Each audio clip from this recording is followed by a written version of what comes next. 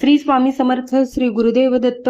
बघा, उद्या अधिक महिन्यातील शेवटचा शुक्रवार आहे आणि मला माहितीये, आपल्या सर्वांना माहिती की आपण आपल्या परीने जेवढ्या सेवा जमतील, जेवढा या अधिक महिन्याचा लाभ उचलता येईल तेवढा आपण केलेला आहे.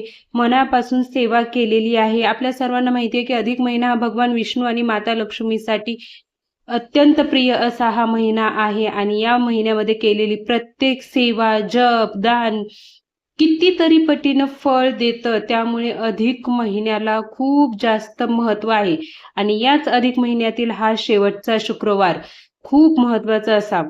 जर तुम्हाला वाटत असेल की आपल्यावर माता लक्ष्मीची कृपा व्हावी, घरामध्ये सुख समृद्धी यावं, आर्थिक स्थैर्य हवं असेल तर उद्या ही सोपी पण प्रभावशाली सेवा नक्की करायची आहे. कोणती सेवा आहे, कशी करायची, सर्व माहिती मी तुम्हाला या व्हिडिओमध्ये सांगणार आहे. त्यामुळे व्हिडिओ शेवटपर्यंत नक्की बघा. तुम्हा सर्वांचं खूप खूप मनापासून स्वागत आहे आपल्या निष्ठा या युट्यूब चॅनलमध्ये. बघा, शुक्रवार हा दिवस माता लक्ष्मीचा दिवस मानला जातो आणि हा विशेषतः म्हणजे अधिक महिन्यातील शुक्रवार आल्यामुळे या दिवसाचं महत्व खूप जास्त पटीने वाढतं आणि जो भक्त उद्या ही सेवा मनापासून करेल ना, त्याला नक्की माता लक्ष्मीचा आशीर्वाद प्राप्त होणार आहे, भगवान विष्णूंचा आशीर्वाद प्राप्त होणार आहे. त्यामुळे उद्या वेळात वेळ काढून आपल्याला या सेवा करायच्या आहेत. सगळ्यात पहिलं तर सकाळी तुम्हाला लवकर उठायचं आहे. सूर्योदय होण्या अगोदर उठायचं आहे. घराचे अंगण स्वच्छ करून घ्या. तुम्ही फ्लॅटमध्ये राहत असाल तर बाल्कनी, दारापुढे थोडंसं मॉप मारून घ्या, कारण की आपण दारापुढे पाणी मारू शकत नाही आपण जेव्हा फ्लॅटमध्ये राहत असतो तेव्हा, पण तुम्ही तिथे क्लीन करून घेऊ शकता. त्यासोबतच तुम्हाला छानशी रांगोळी काढून घ्यायची आहे, स्नान करून देवपूजा करायची आहे, माता लक्ष्मीची पूजा करा, भगवान विष्णूंची पूजा करा, तेलाचा तुपाचा दिवा लावा. तुम्हाला जो कोणता दिवा शक्य होईल, तुपाचा लावणं शक्य होत असेल तर नक्की लावा, पण नसेल होत तर तेलाचा लावला तरी चालेल. बघा, देव तुम्ही कशाचा दिवा लावताय, नैवेद्य काय दाखवताय, तुम्ही किती मोठी पूजा करताय हे पाहत नाही. देव हा ना फक्त भक्तीचा भुकेलेला आहे. त्याच्यामुळे तुम्ही छोटी सेवा करा पण मनापासून करा, तुम्हाला त्याचं फळ नक्की मिळणार असतं.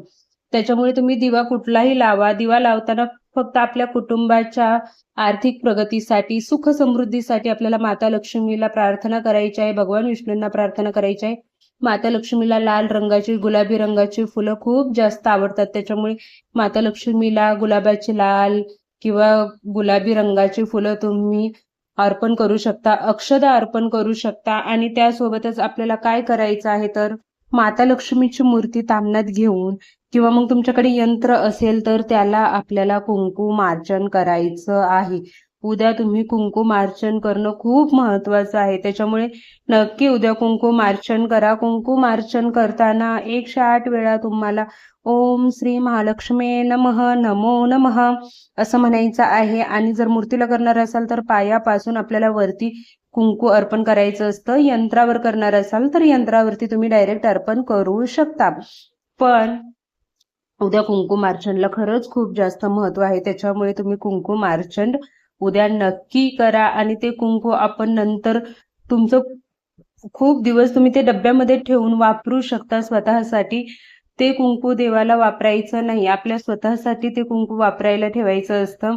आणि त्यासोबतच तुम्ही ना, जर तुम्ही कुंकुमार्चन करणार नसाल तर कमीत कमी 108 वेळा ओम श्री महालक्ष्मी नमः या मंत्राचा जप करावा. मंत्र जप करताना फक्त आपलं मन शांत ठेवायचं आहे आणि पूर्ण श्रद्धेने माता लक्ष्मीचं ध्यान करायचं आहे. जप पूर्ण झाल्यानंतर श्री सुक्त, लक्ष्मी स्तोत्र किंवा कनकधारा स्तोत्राचं पठण करायचं आहे.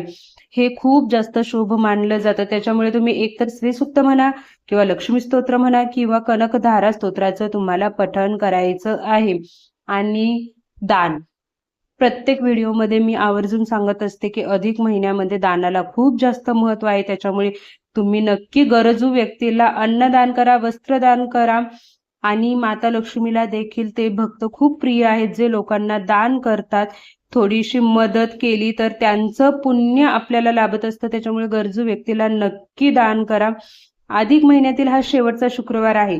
आपल्या चुका, नकारात्मक विचार आणि वाईट सवयी सोडण्याचा देखील दिवस आहे. या दिवशी मनापासून भगवान विष्णू आणि माता लक्ष्मीची क्षमा मागा. जे काही माझ्याकडून चुकलं असेल आतापर्यंत या अधिक महिन्यामध्ये, ते माझी चुकी मला कबूल आहे. मला माफ करा आणि सकारात्मक सुरुवात करण्याचा संकल्प करा.